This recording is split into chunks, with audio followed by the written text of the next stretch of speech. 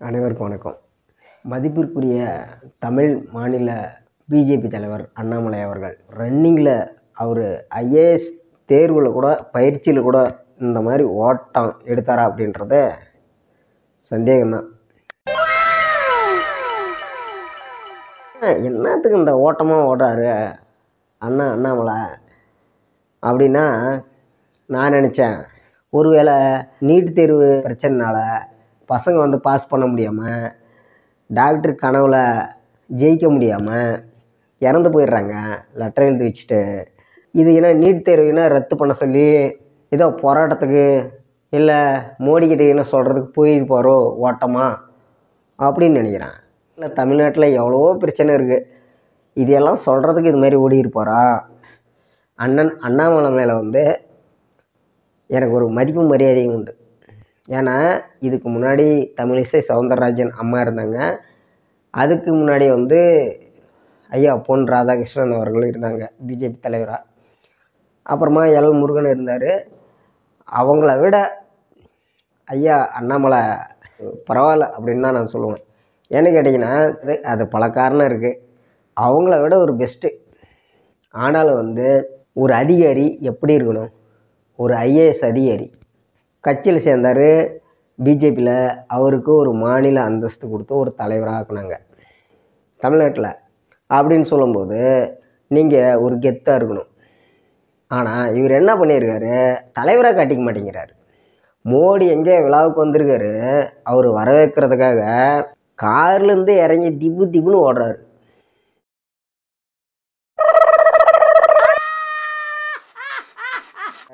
காவலர்கள் தான் அப்படி பண்ணுவாங்க. போலீஸுங்க இருக்காங்களா, அவங்க தான் வந்து தலைவர் வந்தால் காரை விட்டு இறங்கி ஓடுறது, அவருக்கு பாதுகாப்பு கொடுக்குறது. அவர் காரு இன்னும் முன்னாடி போயிட்டா இவர் வந்து பாதுகாப்பு சரியில்லை, அதனால தான் இப்படி ஆகிப்போச்சு அப்படின்ற மாதிரி ஏதோ ஒன்று வந்துடும் அப்படின்றதுனால அந்த போலீஸுங்க வந்து ஒரு தலைவர் வரும்போது, ஒரு எம்எல்ஏ வரும்போது, நம்ம நாட்டில் ஒரு ஒன்றிய செயலாளர் கவுன்சிலர் வந்தால் கூட அவருக்கு ஏகப்பட்ட பாதுகாப்பு, எக்கச்சக்கமான பாதுகாப்பு அப்படின்னு சொல்லும்போது, பிரதமர் வந்திருக்காரு ஒரு விழாவுக்கு, ஐயா மோடி அவர்கள் வந்திருக்காரு. அவருக்கு வந்து எவ்வளவோ பாதுகாப்பு இருக்குது. ஐயா அண்ணாமலை அவர்கள் ஓடி போய் தான் அவருக்கு பாதுகாப்பு கொடுக்கணும், ஓடி போய் தான் அவர் காரு கதவை திறந்து விடணும், இல்லை அவர் ஓடி போய் அங்கே நின்னால் தான் மற்ற எல்லாமே நடக்கும் அப்படின்ற மாதிரிலாம் எதுவும் இல்லை. அவர் சுற்றி இராணுவம் இருக்குது, காவலர் இருக்காங்க, பல அடுக்கு பாதுகாப்போட ஐயா மோடி அவர்கள் இருக்கார். அப்படின்னு சொல்லும்போது அண்ணாமலை அவர்கள் போயிட்டு திப்புன்னு ஓடி போயிட்டு அவர் வந்து வரவேற்கிறதுக்காக போகிறாரு அப்படின்றத வந்து நான் ஒரு தன்மான குறைச்சலாகவே பார்க்குறேன். இவர் ஒரு ஐஏஎஸ் அதிகாரி, ஒரு தமிழ்நாட்டின் தலைவர் அப்படின்னு சொல்லும்போது தமிழ்நாட்டில் நானும் இருக்கிறேன் அப்படின்றது எனக்கு கொஞ்சம் வருத்தமாக தான் இருக்குது. எதுக்கு அப்படி ஒன்று அவசியம் என்ன? பழக்க தோசைன்னு ஒன்று இருக்குது. இவர் ஐஏஎஸ் அதிகாரி, அங்கே வந்து கர்நாடகாவில் அமைச்சருங்க வரும்போது எம்எல்ஏ வரும்போது பாதுகாப்பு கொடுத்துருப்பாரு ஓடி போயிட்டு. அந்த பழக்க தோஷம் இப்போ தமிழ்நாட்டின் தலைவராக இருக்கும்போதும் அதே பழக்க தோஷம் அவருக்கு அப்படியே வருது.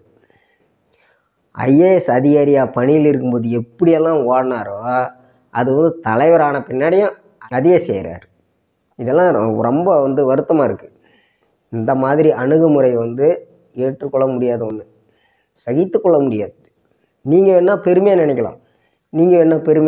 அதை வந்து ஐயா மோடி அவர்களை வரவேற்க அண்ணாமலை போனது வந்து அவருக்கு என்ன பெருமையாக இருக்கலாம். ஆனால் வந்து எனக்கு வந்து மன வருத்தம். நான் வந்து அண்ணாமலை அவர்களை நேசிக்கக்கூடிய ஆள்.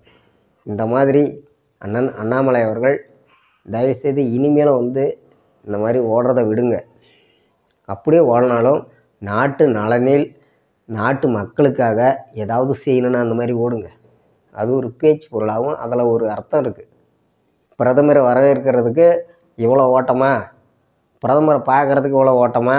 ஏன் நீங்கள் பிரதமரை போயிட்டு நேரில் பார்க்க முடியாதா? டெல்லியில் அப்பாயின்மெண்ட் இல்லாமல் நீங்கள் போய் பார்க்கலாமே, நீங்கள் ஒரு மாநில தலைவராச்சே அப்படின்னு சொல்லும்போது அவரை வரவேற்கிறதுக்கு காட்டுற ஆர்வம் தமிழ்நாட்டு மக்கள் நலனில் காட்டினீங்கன்னா கண்டிப்பாக திமுகவும் வராது, அதிமுகவும் வராது, பிஜேபி தான் வரும்.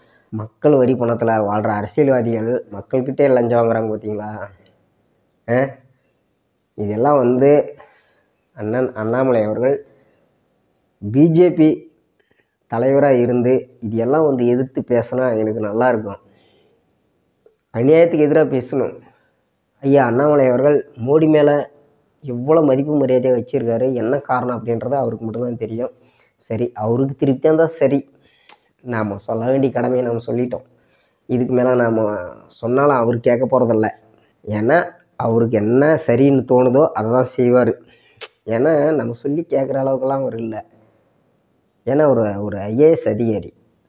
மானமும் வீரமும் மனிதனுக்கு அழகு. ஏன்னா நமக்கு என்ன தோணிச்சோ அதை நம்ம சொல்லிட்டோம். அவ்வளோதான்.